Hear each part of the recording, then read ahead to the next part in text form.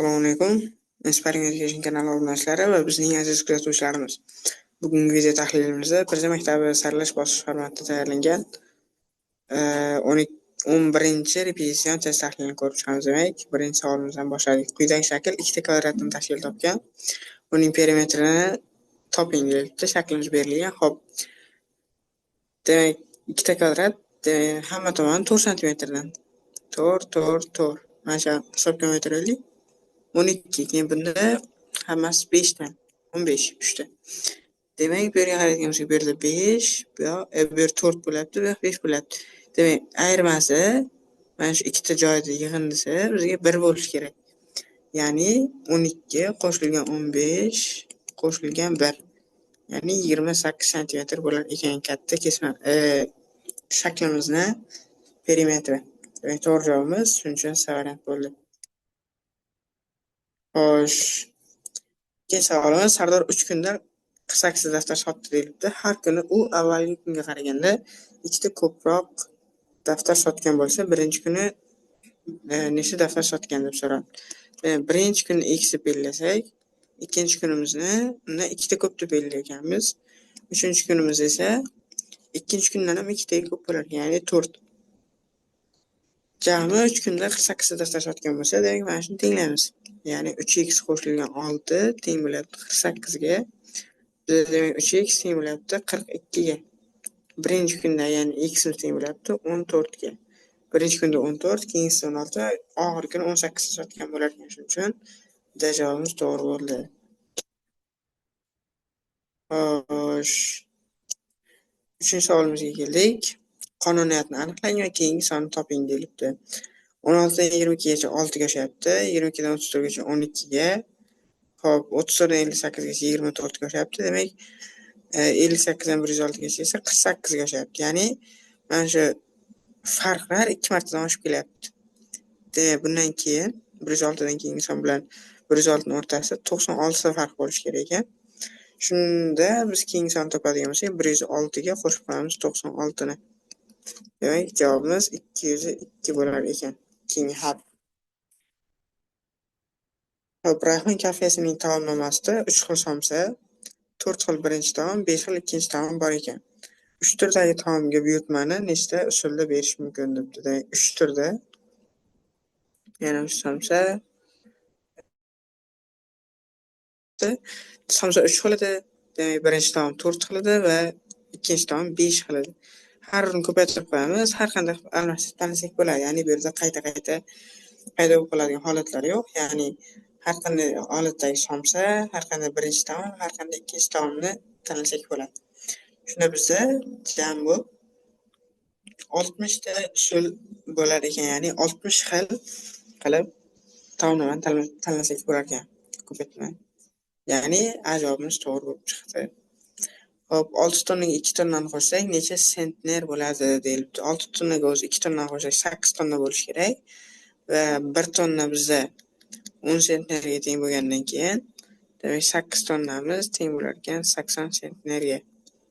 Shunda so'roq o'rnida 80 bo'lar ekan. 7 ta bir xil to'g'ri to'rtburchakdan tashkil topgan to'g'ri to'rtburchakning bo'yi 20 santimetr ekan. Ya'ni uzunroq tomon bo'yi 20 santimetr. Ya'ni bu ikkita kichkina to'rtburchak bo'yidan tashkil topgan bir xil, ya'ni 10 dan bo'lar ekan. Xo'sh, keyin butun shaklning yuzini toping deb so'ralibdi bizdan. Bu ham 10 ligini hisobga olamiz. Tepa ham 20 ligini hisobga olsak, hop, bitta, ikkita, uchta, to'rtta, 5 ta. 5 ta o'sha to'g'ri to'rtburchaklarning eni birlashib turib 20 santimetr bo'lgan uzunligi. Ya'ni bitta hop to'g'ri to'rtburchakning eni 4 santimetr ekan. Ya'ni mana yerimiz 4 santimetr ekan. Demak, eni 14, bo'yi 20 bo'lgan to'g'ri to'rtburchakni yuzini topamiz. 14 ko'paytirilgan 20 bizga o'rtasi ko'paytiruv 280 santimetr kvadrat bo'ladi.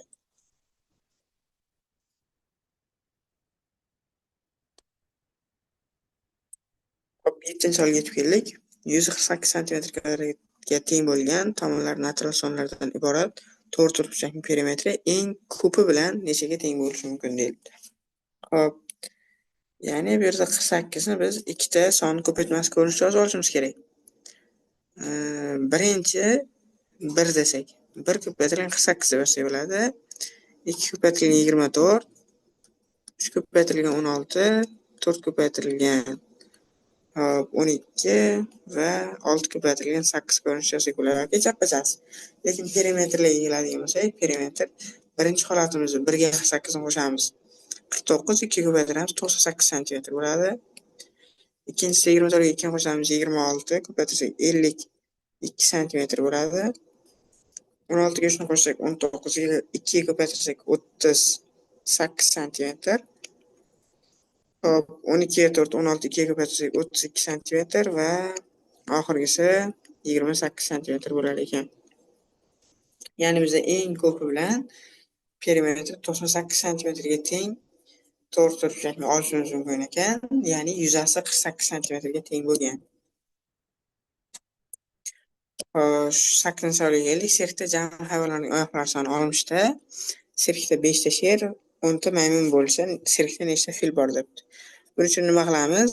60 dan 5 ta sherniki har bir sherda 4 tadan oyoq bo'ladi va har bir maymunda 2 tadan oyoq bo'ladi. Shularni oyoqlarini ayirib tashlaymiz. Shunda bizda jami fillarning oyoqlari soni kelib chiqadi. 5 kere 4 20, 10 kere 2 20. 20 20 qo'shsak 40, 60 dan 40 ni ayirsak, demak 20. Bu har bir filda 4 tadan oyoq bo'lgandan keyin 20 ni 4 ga bo'lamiz. 5 chiqar ekan. Ya'ni 5 ta fil bor ekan o'sha sirkda.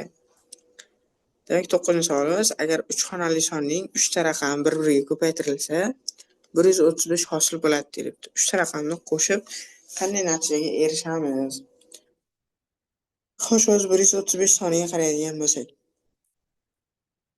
bu son qaysi sonlarga bo'linadi? Eng kichikdan boshlaymiz. 1 ga bo'linadi, aniq, lekin 2 ga bo'linmas ekan. 3 ga bo'linadi, buni tekshirib ko'ramiz. 3 ga bo'lsak, 4 kere 3 12, 15-da 5 ta. Demak, bo'linar ekan 45. Keyin 45 ga qarasak, bu ham 3 ga bo'linadi. 45 ga bo'lsak 15 bo'ladi. Va 15 chiqarsak, bu ham 3 ga bo'linadi. 5 135 ni biz 3 ko'paytirilgan 3 ko'paytirilgan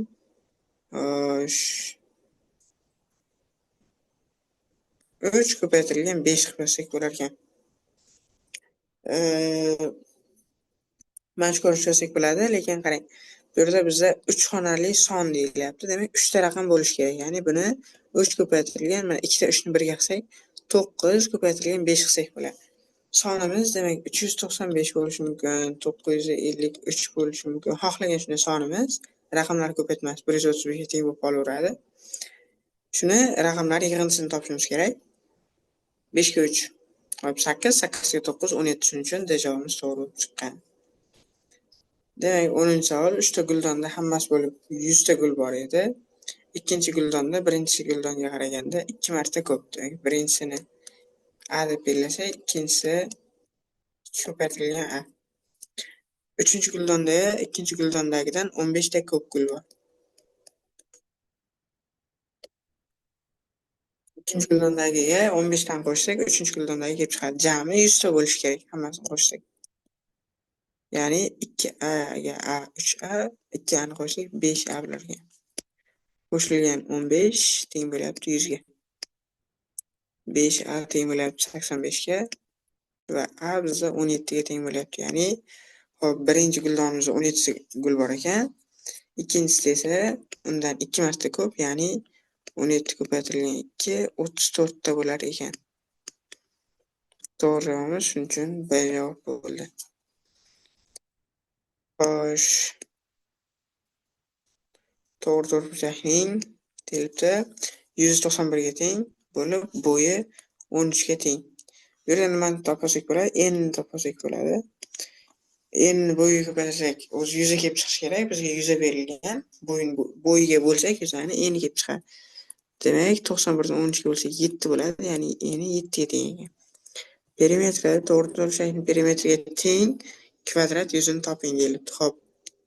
Perimetr to'g'ri to'rtburchakning perimetri bizda 13 qo'shilgan 7 ko'paytirilgan 2. Ya'ni 40. santimetr deb turaylik.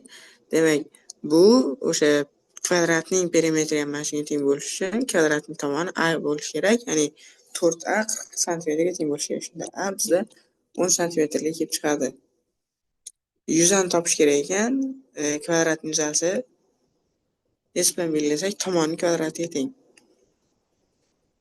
Ya'ni 10 ni 10 ga ko'paytirsak 100 bo'lar ekan. Demak, o'sha kvadratimiz yuzasi 100 santimetr kvadrat bo'lar ekan.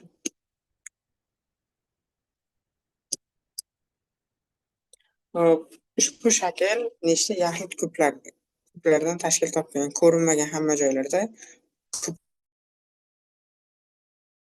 bor deb faraz qilinsin deylik. Ya'ni, hop, mana yerda yo'q, bitta, bu yerda ikkita, bu yerda 3 ta.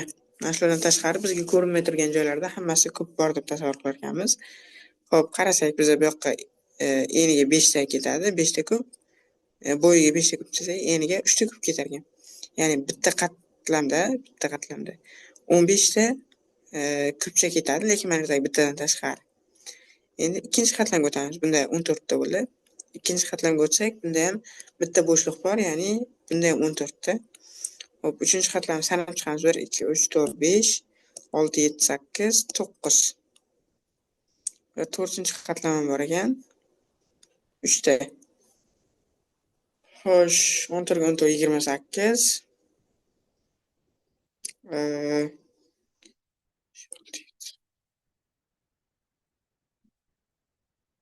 Xo'sh. Menimcha biz 3-chi qatorni sal xato sanadik. Ya'ni xo'sh, 1 ta, 2 ta, 3 ta, 4 ta. Buni ostida ham bor 5 ta, 6 ta, 7 ta, 8 ta, 9 ta, mana yoqdagi bilan 10 ta bo'lar ekan. Mana shu xato sanamiz ozgina. Demak, 13 ga 28 bizda jami 41 bo'lar ekan shunda. 40 ta kublar bo'lar ekan. Shaklda 41 ta kub mavjud ekan. To'g'ri javobimiz shuning uchun B variant bo'ldi. O'qituvchida ko'plab shirinliklar bor. Agar u har bir o'quvchiga 8 tadan shirinlik bersa, 8 ta shirinlik ortib qoladi.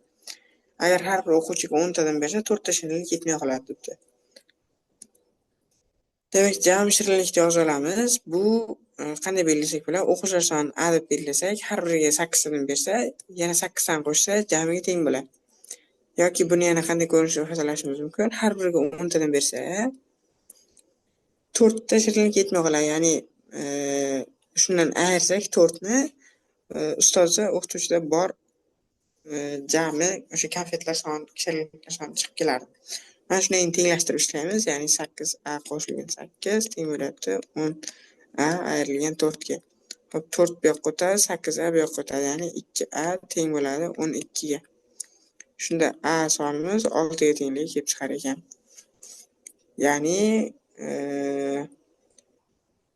o'quvchilar soni 6 ta, shirinliklarga keladigan bo'lsak, mana shunga qo'yamiz. 8 kira 6 48, 8 qo'ysak 56 ta shirinlik bo'lar ekan. Bizdan o'quvchilar nechta o'quvchida so'ralyapti, shuning uchun A javobimiz to'g'ri bo'ldi. Ota va bolaning yoshi 60, 8 yil oldin ota bolasidan 3 marta katta edi. Hozir bola necha yoshda deyilibdi. 8 yil oldingi yoshini olsak, bolani x desak, ota 3x bo'lgan. 8 yil oldin. Hozir esa x ga 8 ni qo'shamiz, 3x ga ham 8 ni qo'shamiz. Ikkalasining yoshlari yig'in desa 60 ga teng. Demak, mana shu tenglamani yechib olsak birinchi 4x teng bo'lyapti 48 ga, x teng bo'lyapti 48 ga 44 ga teng bo'lar ekan. Ya'ni mana 2 ta 8 16, 60 dan 16 narsa 44 bo'ladi. X teng bo'lyapti 11 ga. Xo'p, bu 11 nimani bildiradi? Bolani 8 yil oldingi yoshini. Hozir bola necha yoshda? 8 ni qo'shsak 19 yoshda bo'lar ekan. Shuning uchun C javobimiz to'g'ri variant bo'lib chiqdi. Xo'p, 15-savolga yetib keldik. 400 metr masofaga 40 ta daraxt bir xil masofada ekilgan. Ya'ni bunda qanday ekilish mumkin degan savol bo'lishi mumkin sizda. Daraxtlarimiz joy mana shuni belgilab chiqilgan bo'lsa, demak har birining o'rtasi qanchadir masofadan qolyapti. bunga 40 ta daraxt so'yapti. Ya'ni bunda hisobga olishimiz kerak, birinchisiga ham daraxt ekilgan.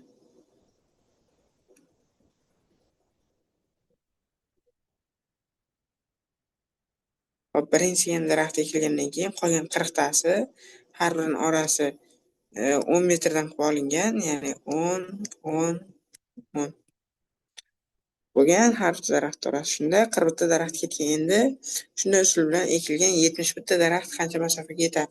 71 birinchisini olib turib o'sha yerga qadab qo'yamiz boshiga. Endi bu yog'i hammasini 10 qilib ketaveramiz.